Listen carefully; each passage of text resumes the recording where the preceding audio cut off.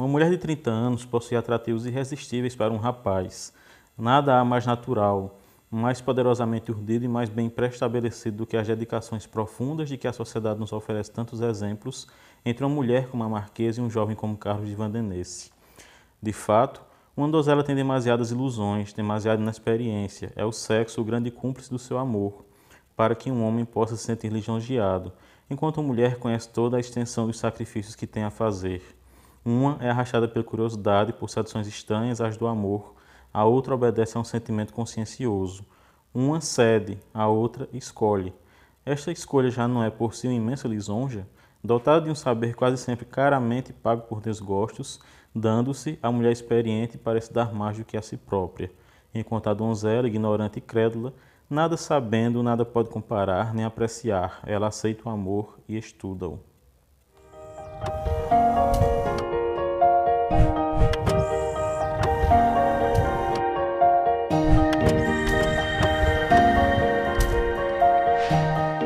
Mais um Quixotado do seu programa de literatura. Se é a sua primeira vez por aqui, sugiro que já faça a inscrição aqui embaixo e ative o sininho de notificações para a gente se encontrar mais vezes. Hoje eu vou trazer mais uma releitura, dessa vez A Mulher de 30 Anos, do Honoré de Balzac, que nasceu no dia 20 de maio de 1799 e faleceu no dia 18 de agosto de 1850. Foi uma vida relativamente curta, né, para os padrões atuais, mas repletas de obras-primas. O cara escreveu demais, escreveu muita coisa boa. E eu tive uma decepção ao reler esse livro aqui, porque esse aqui não está entre os seus grandes livros, não. Eu li a primeira vez já há uns 20 anos e naquela ocasião eu gostei, não identifiquei todos os defeitos que eu identifiquei agora na releitura. Entre eles a questão psicológica, né? A personagem tem muitas contradições.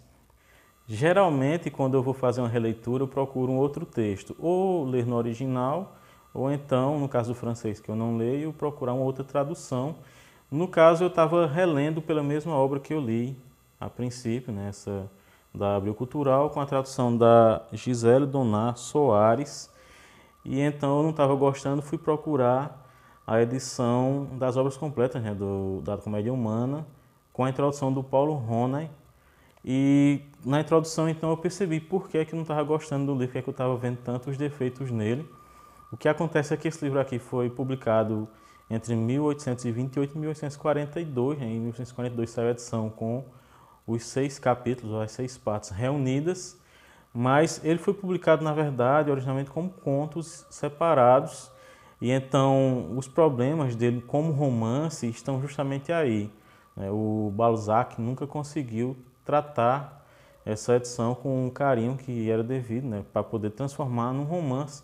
Então você vai ler e vai perceber que na verdade são contos em que coincidem os nomes dos personagens, mas que suas características, suas personalidades estão muito diversas. São episódios que contam a vida, na verdade, de várias mulheres e não de uma mulher só, né? É um mergulho na psicologia feminina.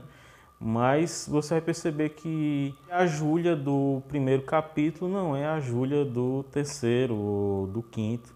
Né? São mulheres bem diferentes e que talvez no romance mais bem trabalhado talvez justificasse, né? Mas nesse conjunto aqui fica muito problemático porque não tem uma transição que justifique a mudança tão drástica nas características da personalidade da Júlia.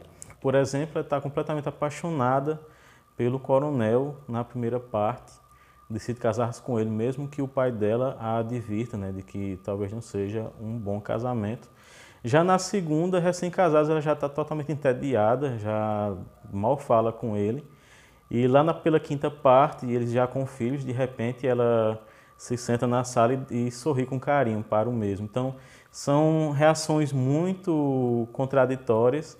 E em nenhum momento disse que ela seria uma pessoa bipolar, né, ou depressiva, ou com algum problema psicológico, que pudesse justificar essas variações tão grandes do seu humor. Assim como também, em determinada parte, ela rejeita a possibilidade de viver uma paixão com aquele que seria o homem da sua vida, enquanto que de repente ela aceita ser amante de um cara que não diz nada para ela em relação a essa questão do amor, né? Essa questão tão poderosa que se apresenta em algumas partes da obra. Então, são contos espaços que o editor do Balzac sugeriu que juntasse em um único romance porque ele viu uma unidade de temas, que seriam os temas da questão da mulher, né, o psicológico da mulher, cenas da vida privada de uma mulher e as suas ações e reações em relação a um casamento malfadado, né, um casamento infeliz.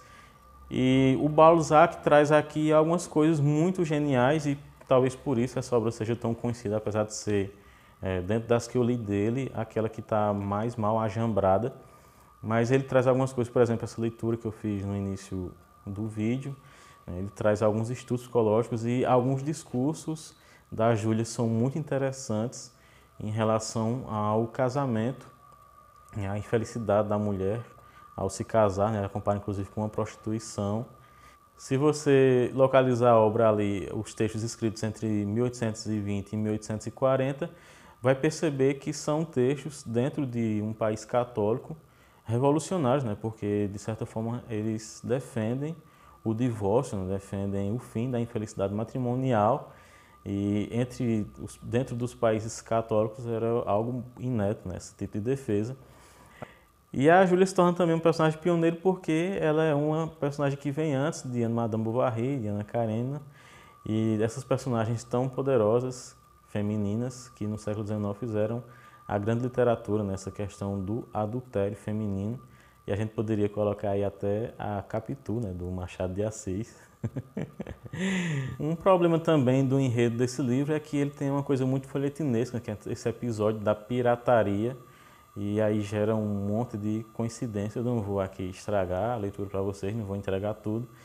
Mas tinha um problema muito sério em alguns romances do século XIX, que era essa coisa de que tinha que introduzir ou um episódio de pirataria ou então uma princesa árabe, né? E isso às vezes fica muito chato quando você percebe que era uma regra geral dentro dos romances, assim como tem a princesa árabe no Frankenstein também, que ela usa como uma forma de justificar o aprendizado do monstro de Frankenstein. No Frankenstein não fica tão ruim quanto aqui na Mulher de 30 Anos. Aqui realmente dá uma queda muito grande no livro, né, quando chega esse episódio. As coincidências exageradas, né, tudo fica meio chato.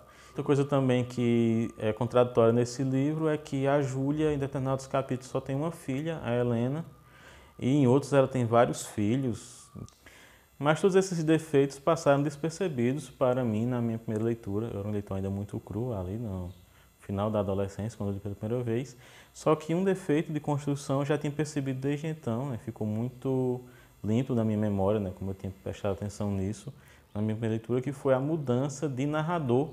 Um narrador que é uma terceira pessoa onisciente nos capítulos iniciais, na quarta parte de repente se torna uma testemunha ocular de um fato ocorrido, né, uma tragédia ocorrida na vida da Júlia. Eu estranhei muito isso naquela época, achei que era algo problemático, mas as outras coisas, né, os outros defeitos passaram em branco, então, inclusive, quando eu coloquei no Scooby, eu coloquei 4 estrelas, e agora na releitura eu coloquei apenas 2, né, porque de repente perdeu o encanto, né, a tessitura do texto, que a meu ver, né, como eu mostrei para vocês até o momento, deixou muito a desejar em relação ao grande escritor que é o Balzac. Se fosse um livro publicado apenas como um livro de contos, com personagens diversas, não traria esses defeitos, né, que foram justamente porque foram colados esses contos na forma de um romance sem o devido trabalho, a devida lapidação. Então, se vocês só leram esse livro do Balzac e acharam muito ruim, podem ler outras obras dele, porque ele é um grande escritor, né, e ele escreveu obras-primas, obras magistrais, como O Pai Goriot, ou As Ilusões Perdidas.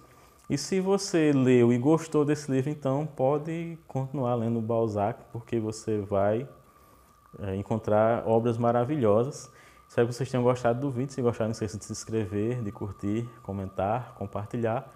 E a gente se vê no próximo Quixotada, o seu encontro com os livros.